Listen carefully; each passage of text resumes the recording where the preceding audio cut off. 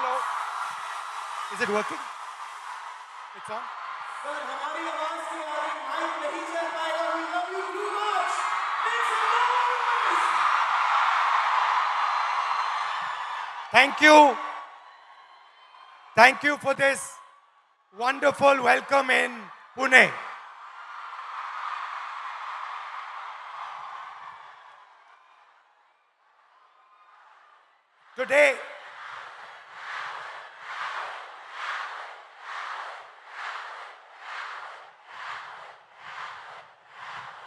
Today, I came to Pune not to give you a lecture, not to tell you what I think, not to talk politics to you, but more to allow you to express yourself, to say what you feel, to say what you think.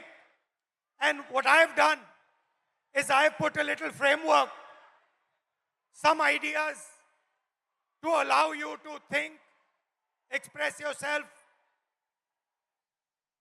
And we'll discuss some of these ideas with young ladies from the crowd this evening. So I'd like to first of all start by welcoming everybody. सबका मैं यहाँ स्वागत करता हूँ और पहली बार शायद मुझे बॉयज कम दिख रहे हैं या दिख ही नहीं रहे हैं और लड़कियां दिख रही हैं. The idea behind this evening is, as is written over there, break the cage.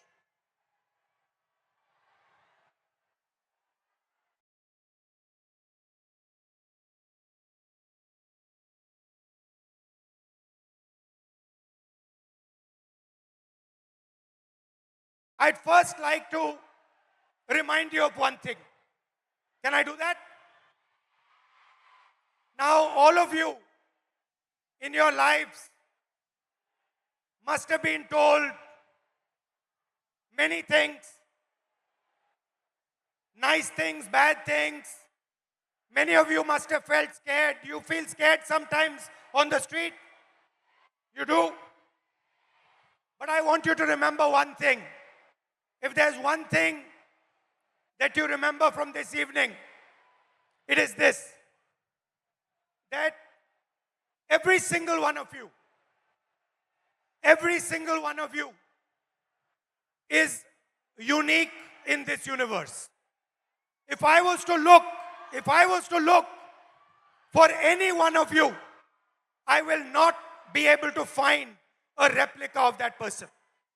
You are unique, you are special, you're individual, and you have your own dream, your own vision for your life. Am I right or am I wrong? I'm right. Many times, people ask me, what is India's biggest strength? And you get many answers when you ask this question. Somebody will say our economy. Somebody will say our military. Somebody will say our medical system. Somebody might even say our people. But I am very clear on what is India's biggest strength, our biggest asset. And that strength is 70 crore unique journeys, unique imaginations, unique dreams that the women of India are living.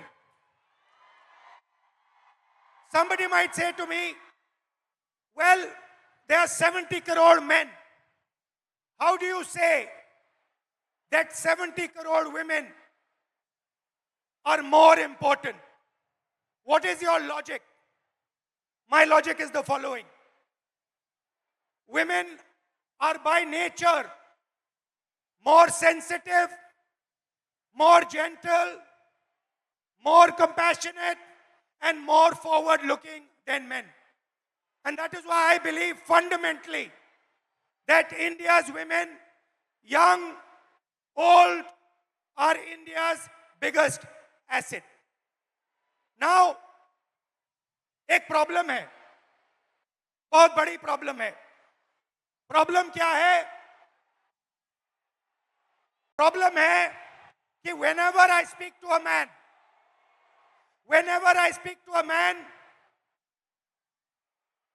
women are put in 3 boxes. You are either seen as a daughter, as a wife, or as a mother. Now, there is nothing wrong with being seen as a wife, daughter, or mother. Nothing wrong with it. But this cannot be your only identity. It cannot be that we have brilliant women who are doing completely fascinating and different things, who are professionals, who are sportswomen, who do multiple different things, and then the only identity that they are given by our men is these 3. And notice that every single one of those identities has a relationship with a man. So you are either a mother or a wife or a daughter. And I'd like to quote over here the Manusmriti, which says clearly, in childhood, a female must be subject to her father. Meaning, the Manusmriti says, in childhood, a female belongs to her father. In youth, she belongs to her husband. When her lord is dead, she belongs to her sons. A woman must never be independent. This is a direct quote from the Manusmriti. And these words are a shame, because these words should never ever have been spoken. The most... Hello, how are you? Hello.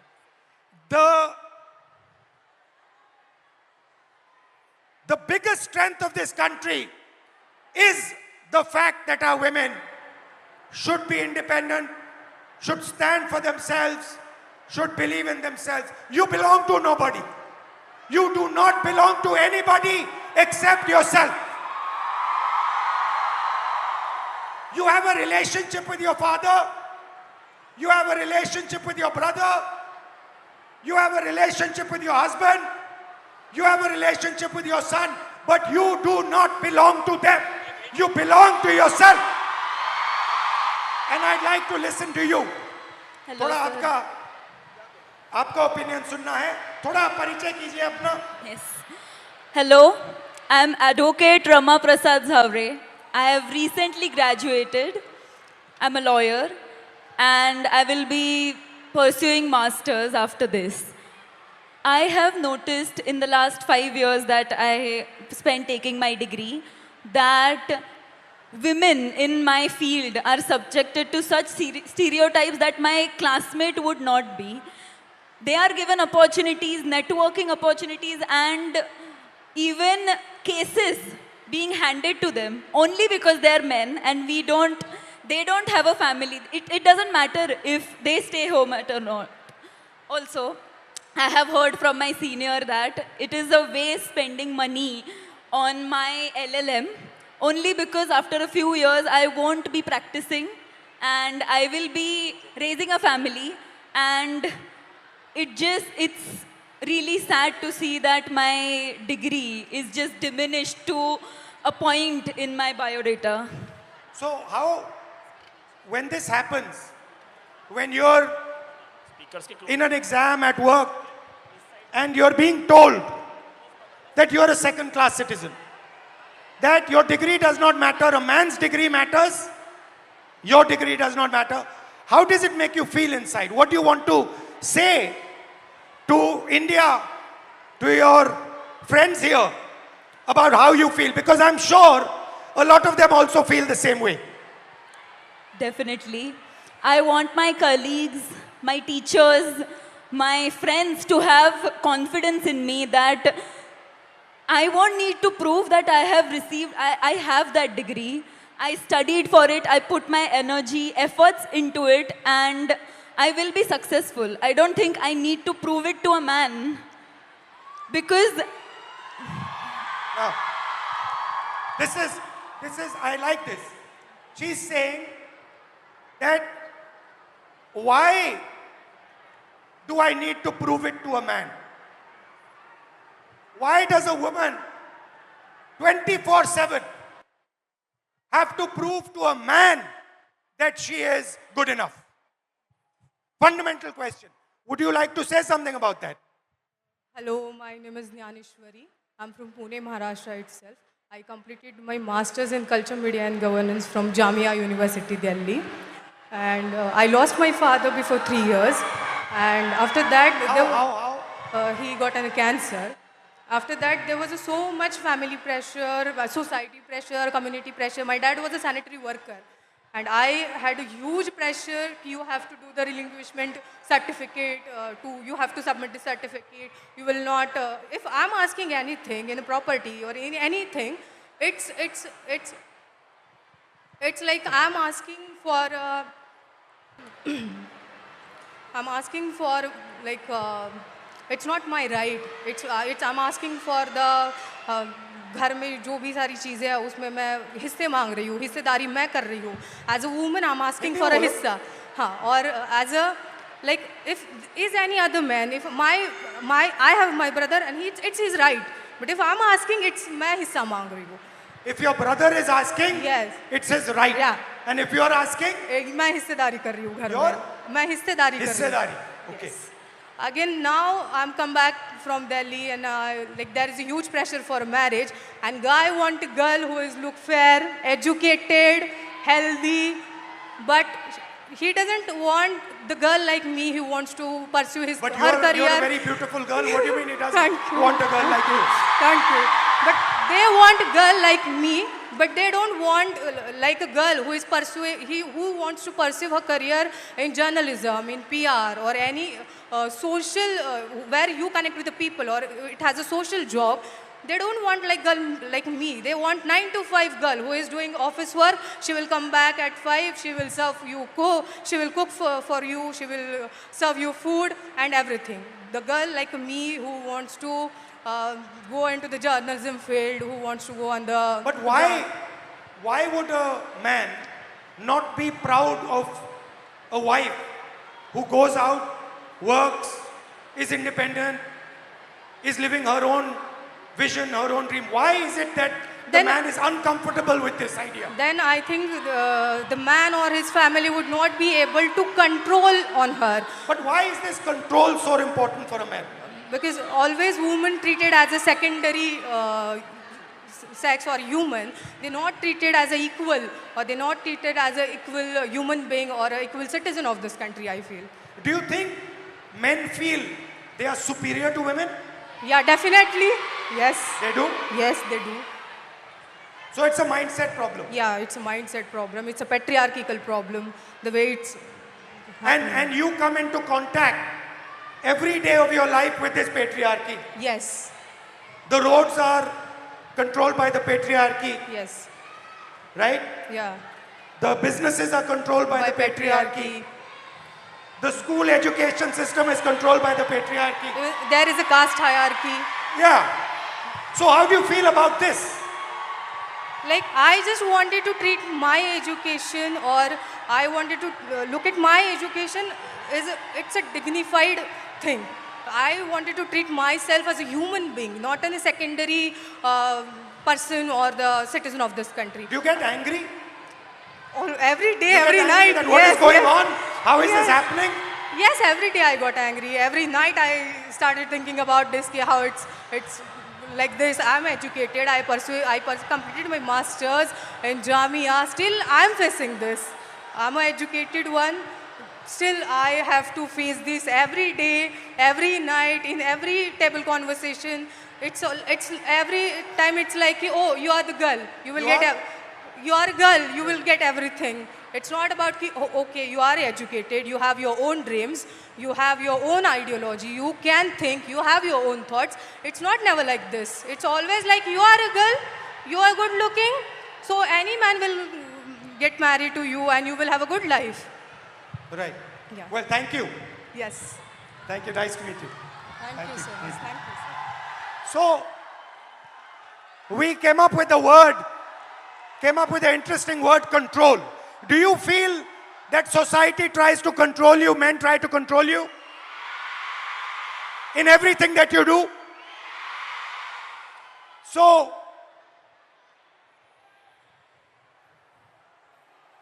here is a trap. And there are 4 methods of control.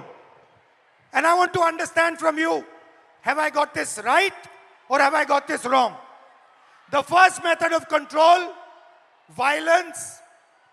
Second method of control, disrespect. Time is used against you.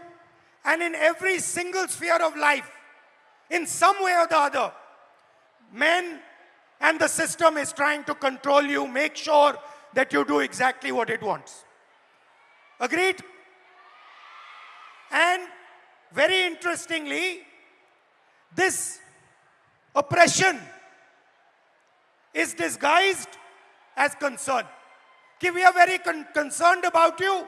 That is why we need to control you. Yes? Okay. So, let's discuss a little bit about violence. Let's discuss a little bit about violence. ये जो line है, कुछ हो गया तो, ये आप अपने को बोलती हो? बाहर जाएंगे तो कुछ हो गया तो? Family members tell you, उधर मत जाओ, कुछ हो जाएगा, right? There are 3 तरीके के कंट्रोल हैं,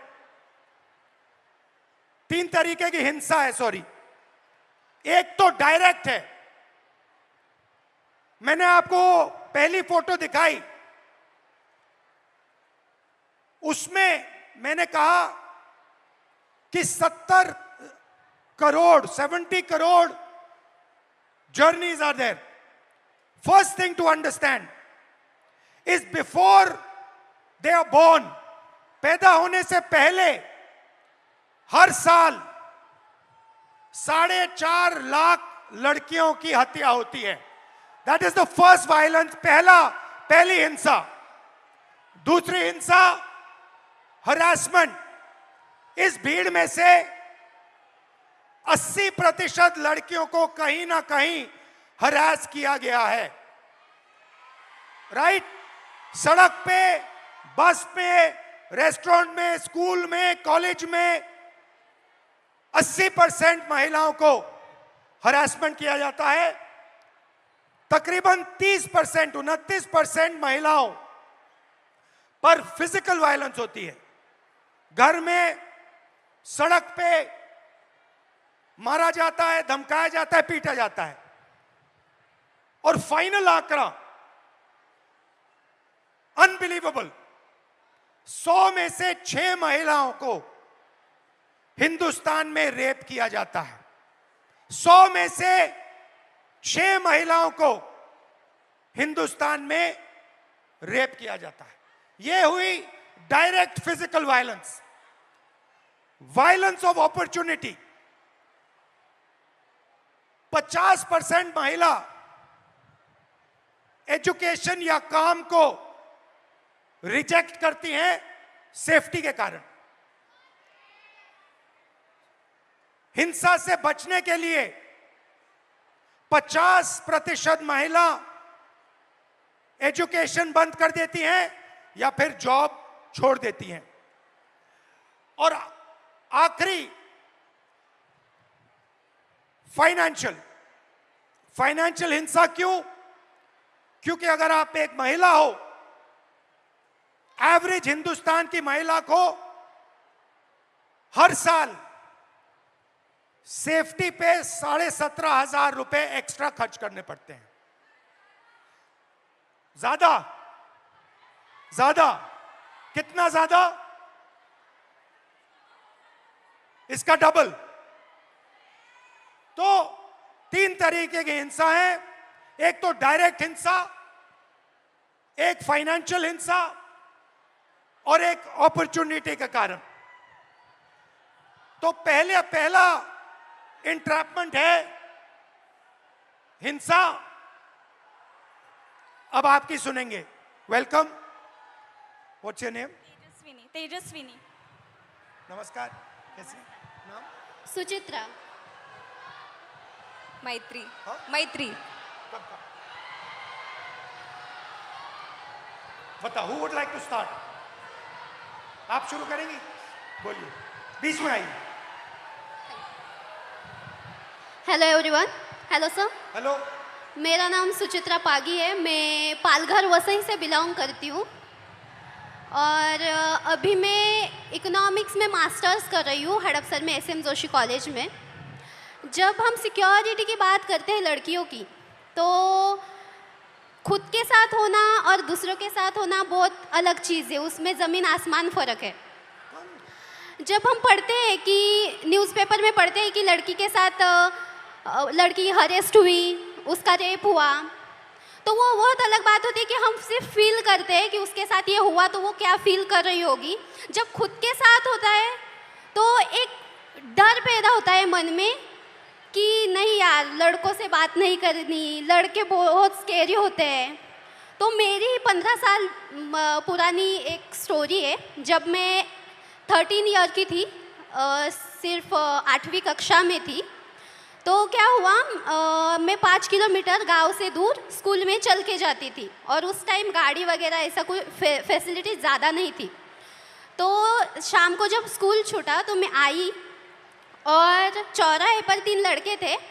लिटरली वो बहुत ज़्यादा ड्रंक थे और उनका एज भी 25 साल से आगे था। तो कितने थे वो? 3 लोग थे 3 लोग। और वो मैरिड थे और मेरे साइड वाले गांव के ही थे वो आप लड़के। जानते थे उनको? नहीं, हम जानते नहीं थे, लेकिन वो साइड वाले गांव के ही लड़के थे। तो क्या हुआ, उन लोगों ने हमें घेरा, मैं और मेरी दोस्त थी, और उन्होंने हमें छेड़ा। लिटरली मतलब पास आ रहे थे और ऐसे कमर को हाथ लगाना और हाथ लगाने के लिए आ रहे थे। तो मैं बहुत ज़्यादा डर गई कि ये क्या हो रहा है। तो उस टाइम पे समझ में नहीं आ रहा था कि मैं क्या करूँ, तो मैं भाग गई। तो मैंने अपने पापा से कहा। आपकी फ्रेंड भी भाग गई? हाँ, मेरी फ्रेंड मुझे छोड़ के भाग गई। तो क्या हुआ, मैंने अपने पापा से कहा कि पापा मेरे साथ ऐसा ऐसा हुआ। तो वो हमारे साइड वाले गांव के लड़के थे। तो पापा ने क्या कहा कि हम कंप्लेन करेंगे, पुलिस स्टेशन में कंप्लेन करेंगे, लेकिन मैं नहीं आऊँगा, मम्मी को लेके जाओ। तो मैं मेरी मम्मी को लेके गई। क्यों? क्योंकि पापा का मतलब ऐसा वो सोचते हैं कि तुम एक महिला हो तो तुम्हारी माँ जितना तुम्हें जानती है उतना मैं नहीं जानता। तो जब एक लड़की पर बात आती है तब पापा भी माँ को आगे रखते हैं। तो हम पुलिस स्टेशन गए और कंप्लेन की और उनको शिक्षा मिली। उनको बहुत मारा गया, पीटा गया। उनको मारा? हाँ, उन लड़कों को मारा गया, पीटा गया। उसके बाद ना कि मेरे घर वाले, मेरा पूरा गांव मेरे अपोजिट खड़ा हुआ कि ये लड़की है और इसके साथ ऐसा ऐसा हुआ है, तो इसे पढ़ाओ मत, इसे घर में रखो और पढ़ाओ मत, क्योंकि इज्जत चली गई। तो इज्जत चली गई? हाँ। तो पापा ने कहा कि नहीं, मैं मेरी बच्ची को पढ़ाऊंगा, और उन्होंने मुझे पढ़ाया, बल्कि पुणे में भेजा। और मैं बहुत ज़्यादा डरी हुई थी कि मेरे साथ ऐसा ऐसा हुआ था, तो अब पुणे में भी वैसा ही ना हो। तो मैं 2022 में पुणे में आई। तो जब मैं लाइब्रेरी से आई हॉस्टल में, तो बस PMPL में बहुत ज़्यादा भीड़ थी और मैं गिरने वाली थी। तो एक लड़के ने मेरा हाथ पकड़ा, मुझे खींचा और स्टेबल किया, और आगे एक महिला खड़ी थी, उसके बीच में मैं, और आगे मेरे पीछे वो लड़का खड़ा था। तो लिटरली उस लड़के ने मेरी कमर के इस कोने से लेकर इस कोने तक में हाथ लगाया और मुझे पीछे खींचा, और मैं डर गई। मैंने तुरंत में पीछे मुड़ी और उसके कान के नीचे बजाया और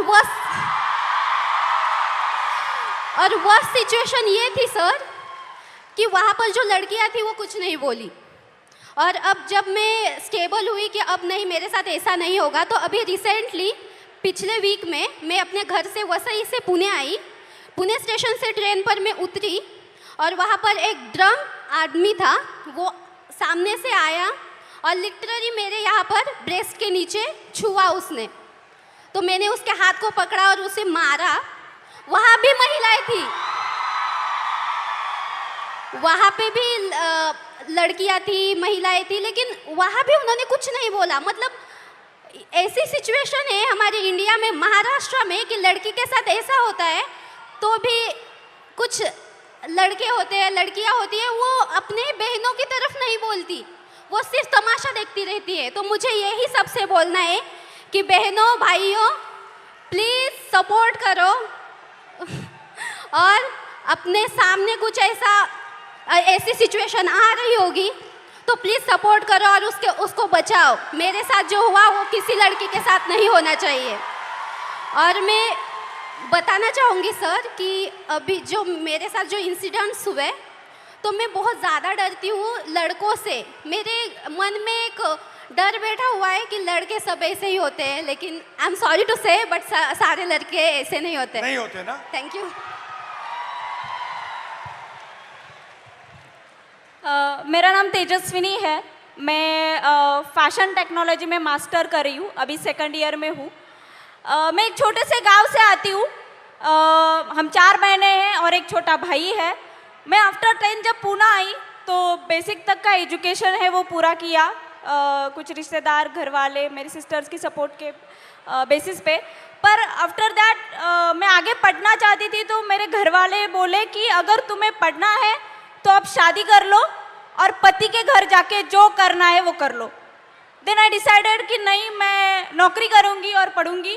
तो अभी 5 साल से मैं नौकरी कर रही हूँ और साथ में पढ़ाई कर रही हूँ। मेरे कुछ मतलब इस स्ट्रगल में मेरे कुछ दोस्तों ने मुझे साइकिल खरीद के दी। तो ये सब मैनेज करते मैं जब साइकिल से ट्रैवल करती हूँ तो मतलब इतना आम हुआ है, इतना नॉर्मलाइज हुआ है कि कोई भी आके कट मार के चला जाता है या फिर कमेंट पास करके चला जाता है या कुछ गाना गाता है जो सेक्सी सॉन्ग हम बोलते हैं वो कर देता है। तो मतलब ये इतना नॉर्मलाइज हुआ है कि मैं अभी रिएक्ट करना भी मैंने छोड़ दिया है, क्योंकि मैं करूँगी तो भी क्या करूँगी। क्योंकि जो मैंने सुना था रेसलर के साथ जो हुआ, जिन्होंने हमारे देश के लिए गोल्ड मेडल लेके आए, उनके जो गुनहगार थे उनको क्लीन चिट दे दी। तो मैं तो एक सामान्य घर की लड़की हूँ जिसको ठीक से सपोर्ट भी नहीं है। और मुझे और एक बात कहनी है, क्योंकि मैं जैसे मैंने कहा गांव से आती हूँ, तो मैंने अपने 10th तक की जो एजुकेशन है वो गवर्नमेंट स्कूल्स में की है, जो कि अभी 90,000 के ऊपर स्कूल बंद हुए हैं। और मेरी सारी बहुत सारी लड़कियां हैं जो वही स्कूल में पढ़ती है और उनका अभी वहाँ पढ़ना बहुत मुश्किल हो जाएगा, क्योंकि कौन सी भी माँ अपनी छोटी सी बच्ची को 10 किलोमीटर आगे नहीं भेजेगी। मेरा 10th तक का हुआ तो मैं यहाँ तक आ गई, पर पता नहीं जिनके स्कूल बंद हुए हैं उनका क्या होगा। तो मेरी बस इतना ही कहना है। Hi, my name is Maitri. I am currently a psychology student studying in Pune University. And I travel by daily commute by public transportation literally almost every single day. And I feel like safety is becoming a very big concern because I leave early and return home late. So it becomes a very... What time? What time? I leave around 8 a.m. and I come home around 9:30 p.m. That is very late for where I live. Yeah. So I feel I coming from an urban city is very probably I don't have to give up my education because of my safety. But the girls from the rural area region have to.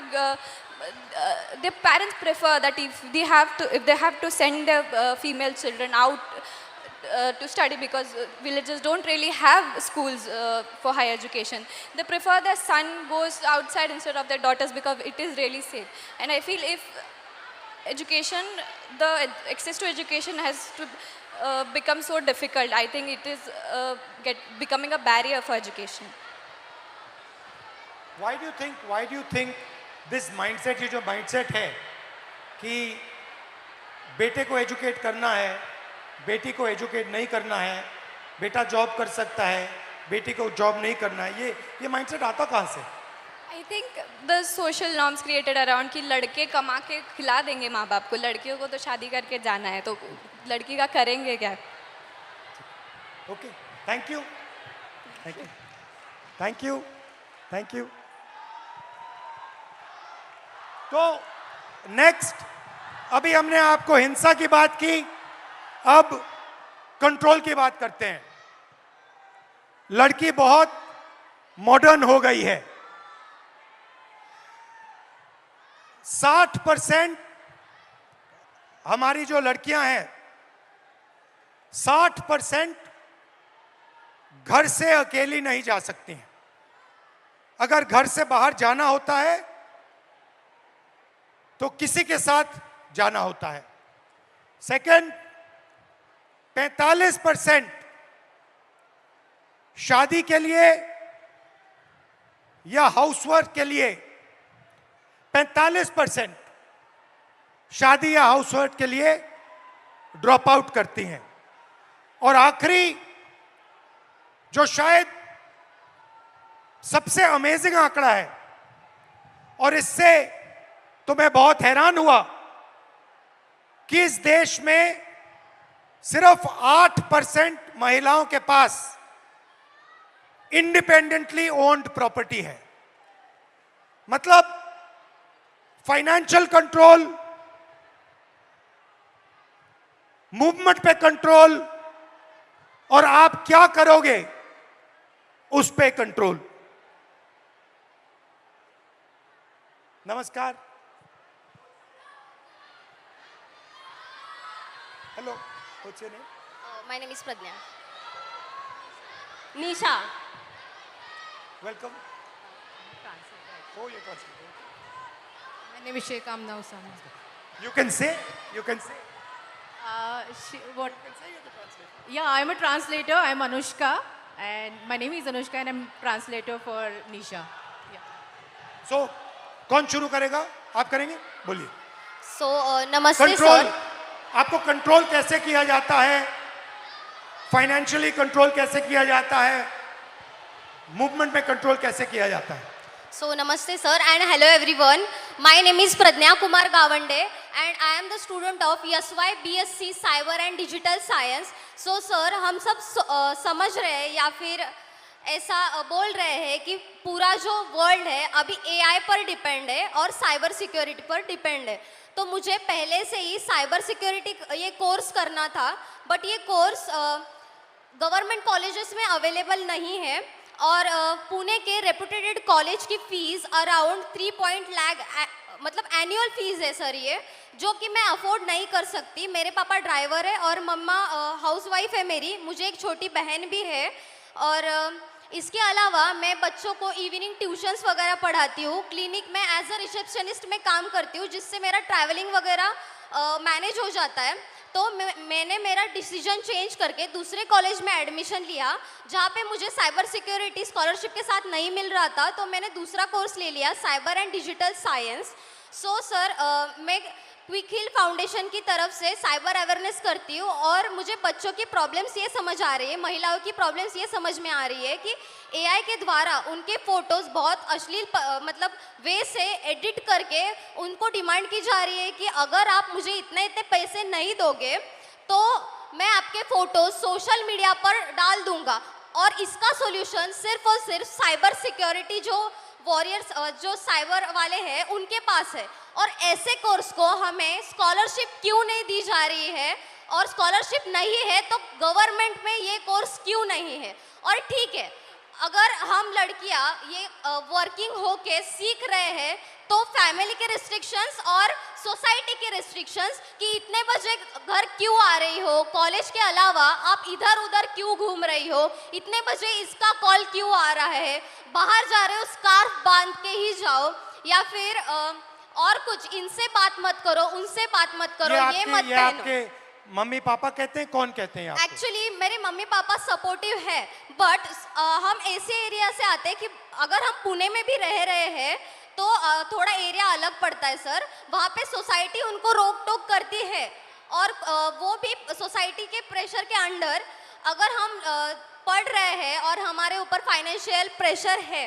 तो हम career पर या फिर हमारे जो studies पर कैसे focus कर सकते हैं। और दूसरी बात ये है कि अगर हम काम कर रहे हैं तो हमें ये सब रेस्ट्रिक्शंस, ठीक है अगर मैंने माना कि ये हमारे सेफ्टी के लिए है, बट ये तो डायरेक्टली हमारे फ्रीडम पर वार हो रहा है। मैं नहीं चाहती कि मुझे एक स्पेशल फेवर वगैरह मिले, बस मुझे एक फेयर चांस चाहिए सीखने का और खुद के पैरों पर खड़े होने का। Very that's it, good. Thank you sir. Thank you. मेरा नाम शेख आमना उसामा है। मैं SY BA में हूँ, पॉलिटिकल साइंस है मेरा मेजर सब्जेक्ट। मैं भिवंडी से आती हूँ और मैंने देखा है भिवंडी में नॉट ऑल बट कुछ पेरेंट्स तो ऐसे हैं जो सिर्फ अपनी बच्चियों को इस वजह से नहीं पढ़ा रहे क्योंकि वो लड़कियाँ हैं। उनको यही बोला जाता है कि अरे तू लड़की है, पढ़कर क्या करेंगी। उनको ऐसा लगता है कि ये पढ़ेंगी तो ये इकोनॉमिकली इंडिपेंडेंट हो जाएंगी और वो उनको इकोनॉमिकली डिपेंडेंट रखना चाहते हैं because they want to enjoy the patriarchy और कंट्रोल ओवर देम। उसके अलावा सेकंड थिंग ये कि my parents are very supportive. उन्होंने इतना कुछ होने के बाद भी मुझे बहुत सपोर्ट किया है और पुणे पढ़ने के लिए भेजा।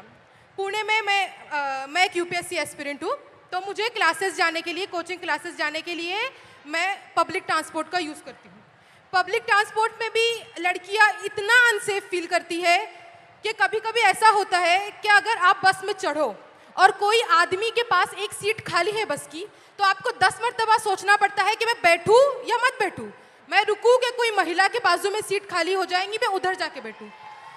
तो ये सीट मिलने के बाद भी बैठने के लिए 10 मरतबा सोचना पड़ता है। सेकेंड थिंग, जब हम देखते हैं कि बस बहुत ज़्यादा फुल है, हद से ज़्यादा रश हो गया है, तो भी सोचना पड़ता है कि अरे जाए या मत जाए, कोई छेड़ देगा, कोई पैर टच कर लेगा, तो ये एक टेंशन रहता है। इसका अपोजिट, अगर बस पूरी खाली है तो भी जाने से डर लगता है। मतलब आपको क्या करना है, आपको भरी हुई बस में चढ़ना नहीं है, आपको खाली बस में चढ़ना नहीं। मतलब हमने पब्लिक ट्रांसपोर्ट को भी ऐसा बना दिया है ना कि गर्ल्स को सेफ फील ही नहीं होता है। तो मैं गर्ल्स से भी और बॉयज़ से भी कहना चाहूँगी कि अगर आपकी वजह से लड़कियाँ अनसेफ फील कर रही है तो आप ही का काम है कि उनको सेफ भी फील कराए। अगर किसी के साथ ये होता हुआ देखे तो प्लीज़ उसके अगेंस्ट में आवाज़ उठाए, एक दूसरे को सपोर्ट करें। बिकॉज हम ये नहीं चाहते कि हमें बहुत ज़्यादा अपॉर्चुनिटी चाहिए, बट जितना हमारा राइट है, इक्वल अपॉर्चुनिटी हम भी डिजर्व करते हैं। हेलो राहुल जी, मैं आपको सबसे पहले बताना चाहूँगी कि मैं सुबह से मुझे बहुत बुखार है, लेकिन उसके आगे की बात ये है कि मैं जो मांजरे में पिछले 10 दिनों से भूख हड़ताल चल रहा है, जो मेरे भाई बहन जो अनशन पर बैठे हैं, वहाँ से मैं आई हूँ। तो मुझे कहाँ बैठे हैं? मांजरे में, पुणे में ही। अच्छा, और क्या कारण क्या है? जो हमारी मांगे है वो इसमें लाई है, मैं आपको आगे बोलो। तो हमारी मांगे है कि हमें शिक्षा चाहिए, और मैं आपको मराठी में समझाऊंगी ताकि ताकि मेरी बात है वो अकेली निशा की नहीं है, वो सब ट्राइबल स्टूडेंट की है, पूरे देश की है, पूरे महाराष्ट्र की है। इसलिए मैं आपको मराठी में बात करके बताऊंगी। जो आम्ही जे उपोषणासाठी बसलेलो आहोत, आमचे भाऊ आणि त्याच्यामध्ये आमच्या 2 बहिणी देखील बसलेल्या आहेत, आणि त्यातलीच एका बहिणीची तब्येत खूप नाजूक झाली, तिला आज हॉस्पिटलमध्ये नेलंय। आणि हे सगळं असताना देखील जेव्हा आमचे प्रतिनिधी मंत्रालयामध्ये गेले तर तेव्हा आमचे आदिवासी विकास विभागाचे मंत्री आहेत ते काय बोलले असतील तुम्हाला सांगितलं तर तुमच्या अंगावर काटा येईल। ते म्हणतात, सॉरी मी याच्यावर काही करू शकत नाही, हे सीएमच्या हातात आहे। मग तुम्ही जर आदिवासी विद्यार्थ्यांच्या विकासासाठी तिथं बसलेत तर तुम्ही जर तिथं आमच्या विकासासाठी बसल्यात आणि तुम्ही जर आमचा विकास साधू शकत नाही तर तुमचा तिथं बसण्याचा अधिकार नाही, हे मी आज ठणकावून सांगते। आणि दुसरी गोष्ट म्हणजे मी अजून एक सांगेल की ज्या आमच्या भागामध्ये ज्या आश्रमशाळा असतात तिथं जे सेंट्रल किचन पद्धत लागू केली, जसं की एका ठिकाणी जेवण बनणार आणि ते 70-80 किलोमीटर लांब घेऊन जाणार आणि त्यामुळे ते जेवण खराब होतं, त्यामुळे विषबाधा होते आणि विद्यार्थी आत्ताच एक गोष्ट झाली गडचिरोलीमध्ये कारण आदिवासी ज्या आश्रमशाळा आहेत त्याच्यामध्ये बेडची सुविधा नाही आहे, पिण्याचं पाणी देखील नाही आहे. त्याच कारणामुळे गडचिरोलीमध्ये विद्यार्थिनी झोपेत असताना त्यांना मण्यार सापाने दंश करून 3 विद्यार्थी मेले आणि 3 विद्यार्थी अजूनही हॉस्पिटलमध्ये आहेत. तर आमची मागणी अशी आहे की त्या विद्यार्थ्यांच्या पालकांना ॲटलिस्ट 1 कोटीची तरी मदत करा आणि ह्या सरकारने त्यांची मदत 4 लाखांवर मोजलेली आहे. तसंच आमचं त्यांना एक म्हणजे मागणं आहे की ज्या आमच्या आदिवासी विद्यार्थिनी असतात, तुम्ही जर पाहिलं ते जे आदिवासी हॉस्टेल आहेत ते जे शहरं आहेत जसं की पुणे मुंबई, तर जे पुण्याचा जो सेंट्रल भाग आहे तिथं नाही आहेत. मांजरी कोंढवा और इस वजह से जो हमारा शिक्षण है, हम जो पढ़ते हैं वो पढ़ाने के लिए टाइम ही नहीं रहता क्योंकि 4-4 घंटे हमें वहाँ जाने आने में ही लगते हैं. तर ह्या सगळ्या मागण्या घेऊन आम्ही मागच्या 10 दिवसापासून उपोषणासाठी बसलोय. तर माझी तुम्हाला विनंती आहे की मी तुम्हाला जे आता निवेदन दिलं आहे त्याचा विचार करून तुम्ही आमच्या आदिवासी विद्यार्थ्यांसाठी काहीतरी करून आमचा मागणं सोडवण्याचा प्रयत्न कराल. थँक्यू. तो बताओ ओके इन्होंने अपने कुछ मुद्दे आपके लिए लाए हैं. तो पहला पॉइंट ये है कि आदिवासी कम्युनिटी से वो बिलोंग करती है और आदिवासी डिमांड्स के लिए आ जाओ इनके काफ़ी भाई बहन सारे उपोषण पे पिछले 10 दिनों से पुणे में ही बैठे हैं. क्या मेन डिमांड क्या है? इनका डिमांड एक बार प्लीज़ आप फिर से क्योंकि मेन डिमांड क्या है? मेन क्या डिमांड जो ट्राइबल जो डिपार्टमेंट है उसने जो GR लागू किया है, जैसे कि जो हॉस्टल में नियमावली होगी वो उसमें लिखा है कि हम म्हणजे 13 साल तक ही पढ़ सकते हैं कि 13 साल तक ही हम हॉस्टल में रह सकते हैं. और फर्स्ट डिमांड ये है उनकी कि ये जिस ट्राइबल हॉस्टल्स में ये रह रही है वहाँ पे ऐसा रूल है कि वो सिर्फ 30 ईयर्स तक ही वहाँ पे रह सकती है. आफ्टर दैट ये सरकारी हॉस्टल है? हाँ, ट्राइबल कम्युनिटी का जो हॉस्टल होता है वो सभी सरकारी होता है. और ये सारी डिमांड्स ये लोग CM के पास लेके गए और वहाँ से उन्हें बताया गया कि सॉरी हम कुछ नहीं कर सकते हैं. अच्छा. हाँ, तो उनका कहना है कि फिर अगर आप कुछ नहीं कर सकते हो तो आप बैठे क्यों हो कुर्सी पर. और आप क्या चाहती हो, किस एज तक उसको करा जाए? ज़्यादातर 35 एज तक भी हम म्हणजे आम्ही जरी आम्हाला 35 वर्षासाठी पण 35 वर्षापर्यंत जरी दिलं तरी ठीक उनको आहे. 35 ईयर्स तक हॉस्टल मिलना चाहिए. 35 इयर्स हो जाएगा तो खुश हो जाओगी? वैसे तो हमें ये एज की लिमिट है वो ही नहीं चाहिए, लेकिन ये सरकार है वो तो आपको भी पता है, लेकिन हम ये चाहते कम से कम ये 35 एज तक भी आ पाए, इसलिए मैंने ऐसे बोला. लेकिन हम मुझे आप वहाँ इनवाइट क्यों नहीं कर देते? हमने आप मुझे वहाँ बुला लो, यस मैं भी आ जाऊंगा, बैठ जाऊंगा आपके साथ. आम्हाला आवडेल तुम्ही तिथं आलेले आणि आमच्या मुलांची देखील इच्छा आहे की तुम्ही तिथं यावं आणि आमच्या प्रश्नांवरती बोलावं आणि आमचे प्रश्न सोडवण्यासाठी प्रयत्न करावा. वो चाहती है कि आप वहाँ पे आए, वो खुशी खुशी आपको बुलाना चाहती है. मुझे और बुला लो, मैं आ जाऊंगा. ठीक है, थोड़ा दबाव और एक साथ डाल देंगे. मैं और एक बात कहना चाहूंगी, उससे तो आपके होश ही उड़ जाएंगे. जैसे कि हमारे ट्राइबल हॉस्टल होते ज़्यादातर वहाँ यहाँ पुणे में गढ़चिरौली, नांदेड़, अमरावती वहाँ से जो स्टूडेंट आते हैं वो तो हर रोज घर नहीं जा पाते.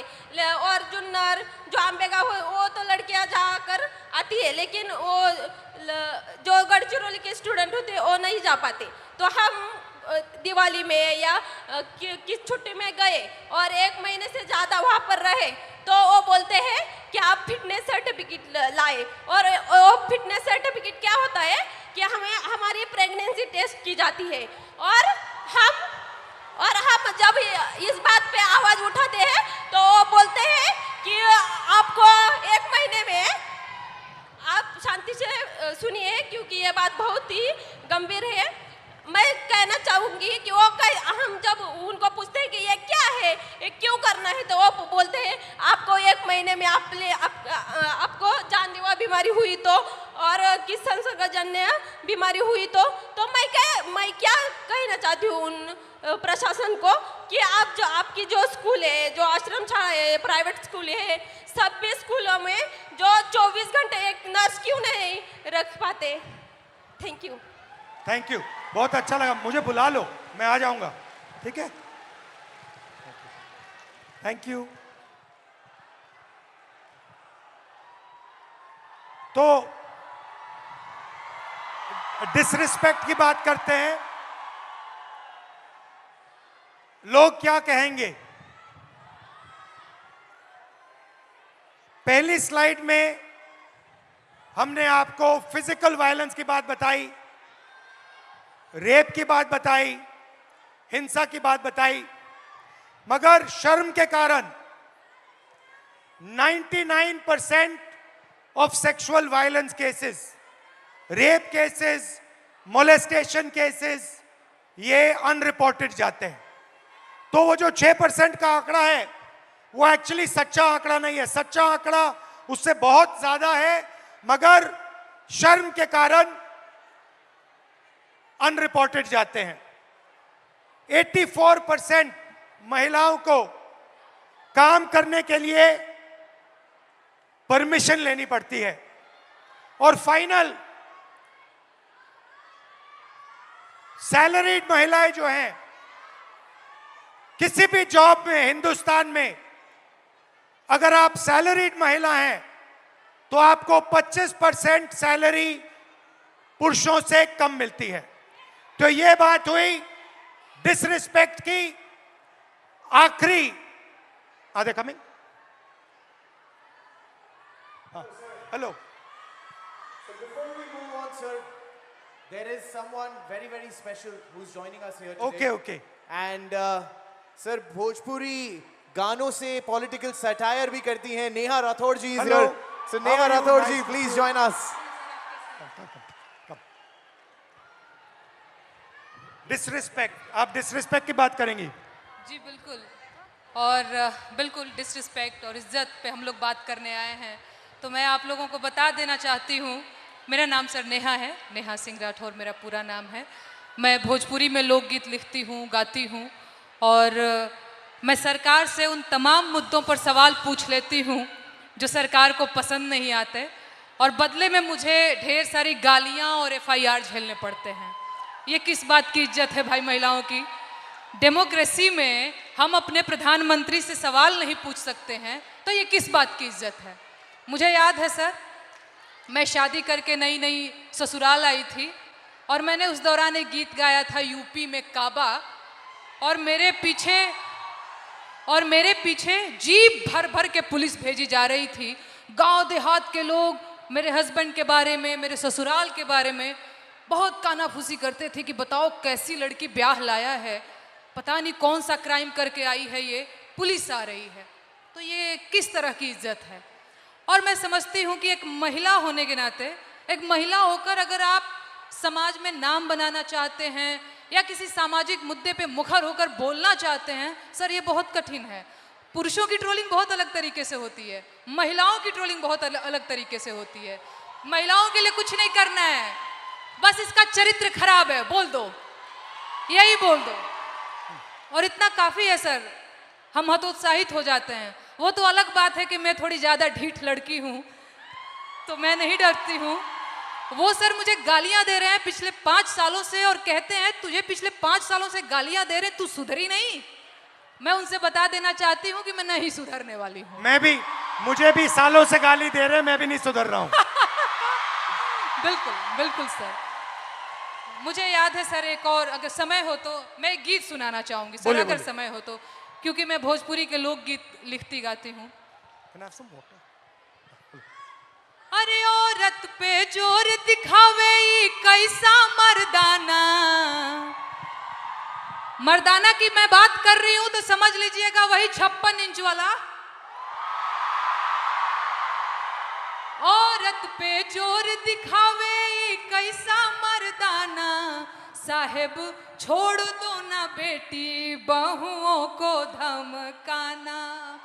अरे बात बात पे ये FIR करवाना, बात बात पे ये FIR करवाना, साहब छोड़ दो ना बेटी बहुओं को धमकाना। अरे हम हैं आम जनता, न हमको आजमाना, हम जानते हैं कुर्सी पे बैठाना उतरवाना, हम जानते हैं कुर्सी पे बैठाना उतरवाना। अरे मुश्किल है मेरा, इनफैक्ट हमारा मुश्किल है मेरा हौसला तोड़ पाना, साहब छोड़ दो ना बेटी बहुओं को धमकाना। Excellent. बहुत अच्छा गाया। पानी लेंगे? नहीं sir, thank you. You want और कुछ बोलेंगे? और एक गीत सुना दूं सर, अगर आपके पास? हाँ हाँ। सर महिलाओं की बात हो रही है, लेकिन एक और चीज़ जो मुझे लगता है इस देश में इस समय अल्पसंख्यकों के खिलाफ एक नैरेटिव सेट करने की कोशिश की जा रही है, जो बहुत गलत है। उनकी वतन परस्ती पे बात आ गई है, उन्हें आतंकवादी कहा जाता है, उनके देश प्रेम पर सवाल उठता है, तो एक गीत बहुत ज़रूरी हो जाता है सर। मैं एक गीत गाना चाहती हूँ। अरे तुम सा कोई झूठा और बेईमान नहीं है। झूठा बेईमान बोल रही हो तो समझ में आ रहा है?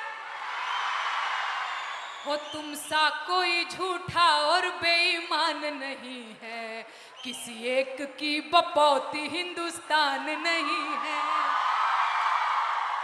हो जब हिंदू मुसलमान खेले खून की होली, आबिद हसन बोले जय हिंद की बोली। अबुल कलाम आजाद की जमीन यही है, ब्रिगेडियर मोहम्मद उस्मान यही है, अब्दुल हमीद अशफाक उल्ला खान यही है, किसी एक की बपौती हिंदुस्तान नहीं है। तुम सा कोई झूठा और बेईमान नहीं है, किसी एक की बपौती हिंदुस्तान नहीं है। शुक्रिया सर, शुक्रिया, शुक्रिया सर। दो दो दो दो दो दो देव भाई, शाबाश। तुम सा कोई झूठा और बेईमान नहीं है, किसी एक की बपौती हिंदुस्तान नहीं है। बहुत बहुत धन्यवाद। Thank you Dinesh, thank you very much, lovely, शुक्रिया, बहुत अच्छा शुक्रिया गाया। मुझे ये मंच देने के लिए, बहुत धन्यवाद सर। Thank you, and come and see me sometime. And final ताला, फाइनल कंट्रोल समय का। अब शादी की उम्र हो गई है, टाइम इज वेपनाइज्ड। एवरेज जो महिला है, जो लड़की है 15 से 29 साल की, वो एवरेज घर में 5.5 घंटे काम करती है। उसी घर में एवरेज लड़का 30 मिनट काम करता है। लड़का बाहर जा सकता है, लेट आ सकता है, कभी भी बाहर जा सकता है, मगर आप लोगों को 8 बजे शाम वापस आना पड़ता है, कर्फ्यू होता है। Right right. और फाइनली एज लिमिट के बाद जो लड़के होते हैं एग्जाम्स 1, 2, 3, 4 बार ले सकते हैं, मगर मैरिज एज 23 साल होती है। और जो लड़कियां हैं, जो गर्ल्स हैं, उनको ज्यादा से ज्यादा एक मौका मिलता है, क्योंकि फिर उनको कहा जाता है अब शादी का टाइम आ गया है, अब एग्जाम मत कीजिए, अब शादी कीजिए। तो hello, how are you? What about you? आप कैसे हो? What's your name? I am Sharayu Chopde and I am pharmacist. Okay. And आज यहाँ पर मैं सारे MPSC एस्पिरेंट की आवाज़ बन के आपके सामने आई हूँ। बताइए। हमारा सर पेपर लीक हो गया है। MPSC इज अ कॉन्स्टिट्यूशनरी बॉडी और इसको दबाया जा रहा है। 22 मार्च को हमारा एग्जाम हुआ था और 20 मार्च को पेपर लीक हो गया। जब पता चला पेपर लीक हुआ है तो MPSC ने डिनाई कर दिया। फिर FDA कमिश्नर और एमपीएससी को खुद जाके हम मिले, ये पूरा वायरल हो गया, तब सिर्फ कंप्लेंट की है। अभी सीआईडी के पास गया है और अभी उसको दबाया जा रहा है। बहुत सारे ऑफिसर्स के नाम आए हैं, बहुत सारे अधिकारियों के नाम आए हैं और इसको सप्रेस किया जा रहा है। We want justice, we want transparency, we want fair examination, because यहाँ पे जितने भी बच्चे हैं वो बहुत दिन रात पढ़ाई करते हैं। Pune is MPSC hub. Maharashtra के कोने कोने से यहाँ पर वो एमपीएससी देने के लिए, अधिकारी बनने के लिए आते हैं। तो जब हुआ तो आपको कैसा लगा? बहुत खराब। feel?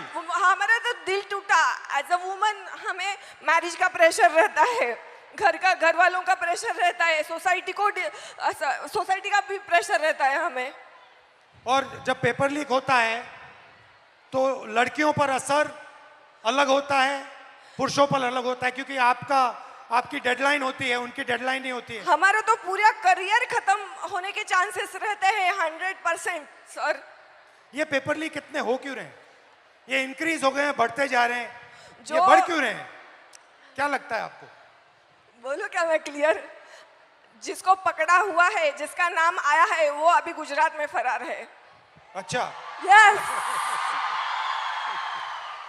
और कुछ बोलना चाहिए? अभी तो बहुत कुछ बोलने का मैंने, टाइम लिमिट है। Don't worry, time is there. Back to back paper leak हो रहे हैं और वो जाके उधर फरार हो रहे हैं जिधर उनका पता ना लगा सके। अभी ये पॉलिटिकल हो जाएगा सर। ज्यादा पॉलिटिकल मत बोलो। हाँ, बेटर नॉट डू पॉलिटिकल। इसीलिए तो चुप हूँ मैं सर। ठीक है, ओके। हमें री एग्जाम चाहिए सर, आप कुछ तो बोलो। यहाँ पे बहुत सारे एमपीएससी के एस्पिरेंट्स आए हैं, उनको सिर्फ एक ही उम्मीद है कि आप री एग्जाम को बारे में कुछ तो बोलोगे। मुझसे क्या चाहते हो, मैं क्या करूं इस पे? आप हमारे साथ रहिए, आप हमें सपोर्ट कीजिए। जो हमारे साथ अनफेयर हुआ है उसको प्लीज, उसको कुछ तो कीजिए। हमारा वो रद्द होना चाहिए। नायब तहसीलदार के लड़का लड़की वो टॉप 5 में है, उनको मतलब उनका अगर पिछला रिजल्ट देखा ना, उनको कुछ भी नहीं है, वो A ग्रेड B ग्रेड में है। ठीक है, थोड़ा डिस्कस करेंगे, फिर मुझे बताना एग्जैक्टली कैसे मदद कैसा हुआ। यस, मैं आपको पूरे स्क्रीनशॉट्स, वो जो है प्रूफ, वो सब मैं आपको दिखा दूंगी। ठीक है, thank you, welcome, thank you so much sir. Thank you.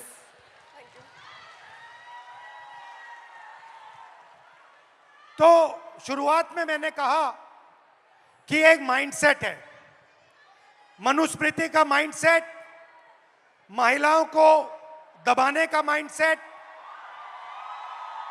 और मैं थोड़ी छोटी सी वीडियो आपको दिखाना चाहता हूं और फिर इसके बाद आपसे एक सवाल पूछना चाहता हूं।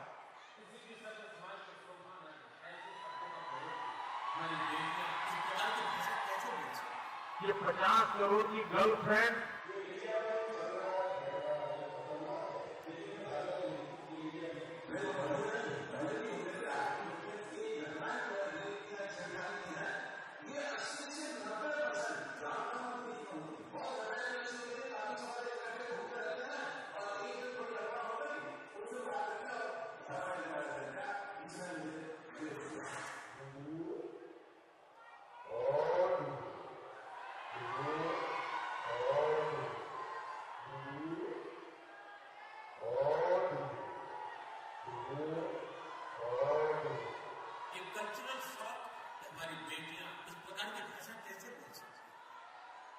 तो मेरा सवाल है और आपसे सवाल है कि जंतर मंतर में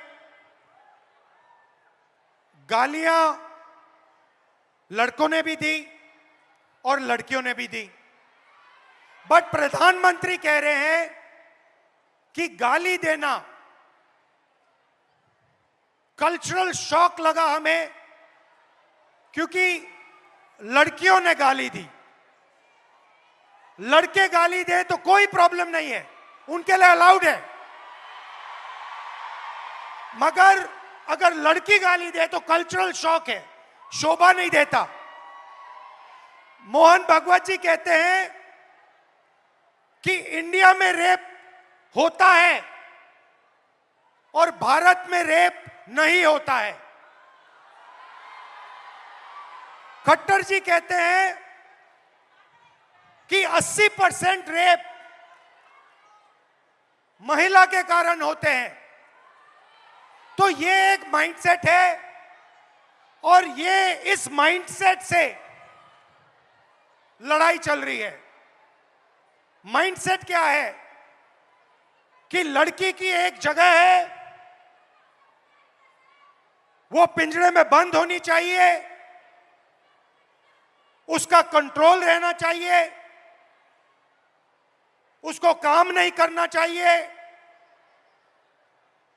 और लड़कों को फुल फ्रीडम मिलनी चाहिए। वो जो भी करना चाहे करें, गाली देनी है गाली दें, काम करना है काम करें। ऐसा हिंदुस्तान हम नहीं चाहते।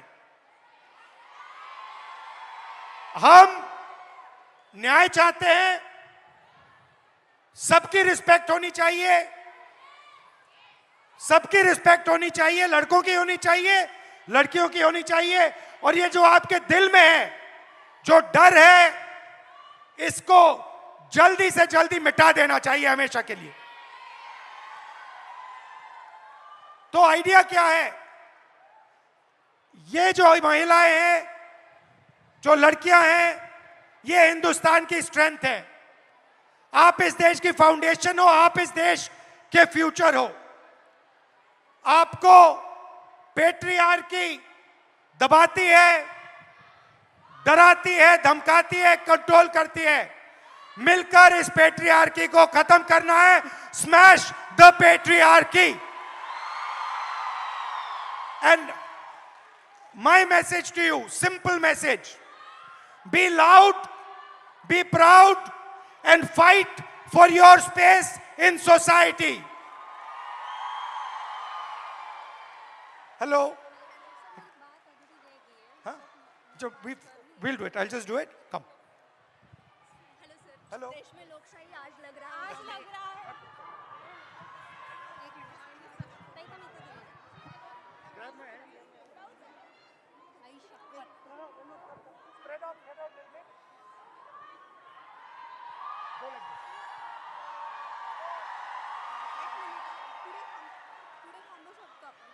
Thank you. Sir. Lovely. अभी करते हैं. We'll just finish. When we finish, you talk to me then. Okay? Now it's finished. Lovely to meet you. मुझे बुला लो. हाँ जी एवरीबॉडी, थोड़ी आवाज हो जाए सर के लिए। Come on everybody, let's go. थोड़ी और एनर्जी। पुणे एनर्जी कहाँ है? Yeah. We just address them in Marathi saying Pune Manje Prem. Okay. It means Pune means love. Pune Manje Prem. Pune Manje Prem. I'll ask you. Yeah. And I say Pune Manje Prem. You have to all say it. We'll just do it. We'll just do it. Okay, and now girls, सुनो, sir Pune में आए हैं तो पुणे वालों के लिए भी तो कुछ खास message sir. Pune Manje Prem. Thank you. Pune मंजे प्रेम। पुणे बोल मंजे दिया प्रेम। guys। से- क्या बात है। थोड़ी और पुणे आवाज हो मंजे जाए। प्रेम। पुणे मंजे प्रेम। Pune Manje Prem. Love you all. Thank you. Good night. Well, there is still something else, sir. There is okay. There's Tell me. still something There's else. a selfie. There is, that definitely is, but there's something else also. Okay. क्योंकि आपने कहा पुणे मंजे प्रेम, and what is that? अच्छा, पुणे तिथे काय उने? वो भी है। बट क्योंकि सर ने ये कहा, हमने सर के लिए भी एक सरप्राइज रखा है। अच्छा. We have a surprise for you. Ladies, do you mind coming onto this side? Ma'am, do you mind coming onto that side? We have a surprise for you, sir. क्योंकि आप पुणे में आए हैं, the send off to you should be Pune style. Okay. Here we go. Bring them in. Pune style celebration then. Let's go. We walk out.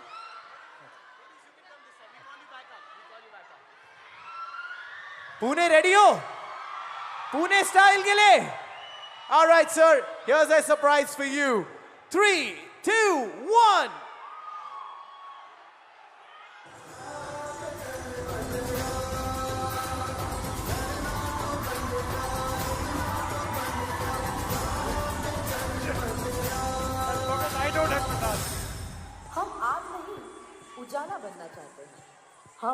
शोर नहीं, आवाज बनना चाहते हैं। हम भीड़ नहीं, एक पहचान बनना चाहते हैं।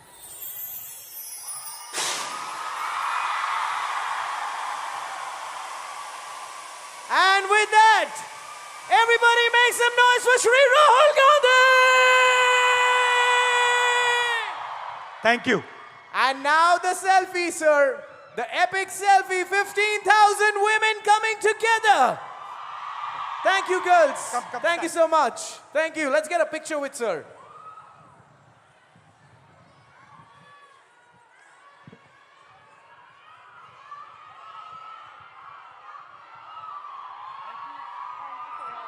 I got worried. I thought you were going to make me dance. Panic. Thank you. Yeah.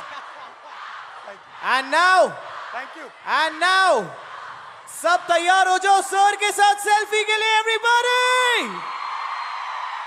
सारे मोबाइल फ्लैशलाइट ऑन, सारे के सारे।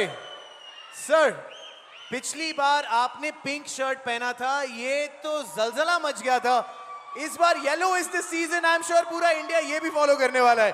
Let's get a nice selfie now everybody, come on, here we go. Very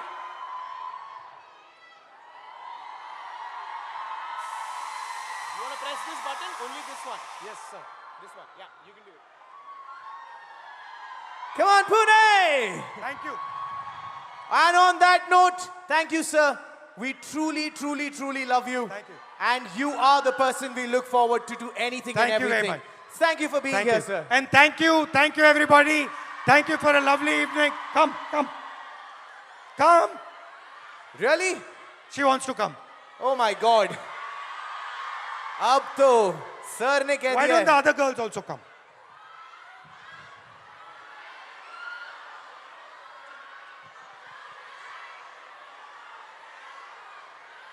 ऐसे ही नहीं कहते कि sir बड़े दिल वाले हैं, सारे आ गए। Everyone is here. Come on.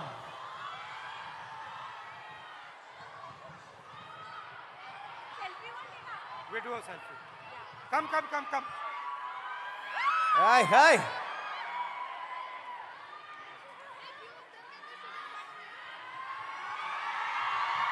What's your name?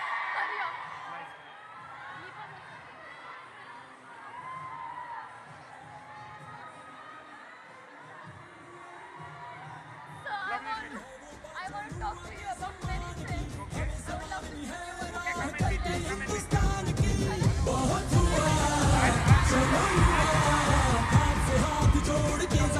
And on that note, Pune, मजा आया तो आवाज हो जाए। एक कल्चरल शॉक, हमारी बेटियां इस प्रकार की भाषा कैसे बोल सकती? क्या बेहतरीन दिन रहा है सारे लड़कों को वहां पे। Thank you brothers. Thank you. Good night.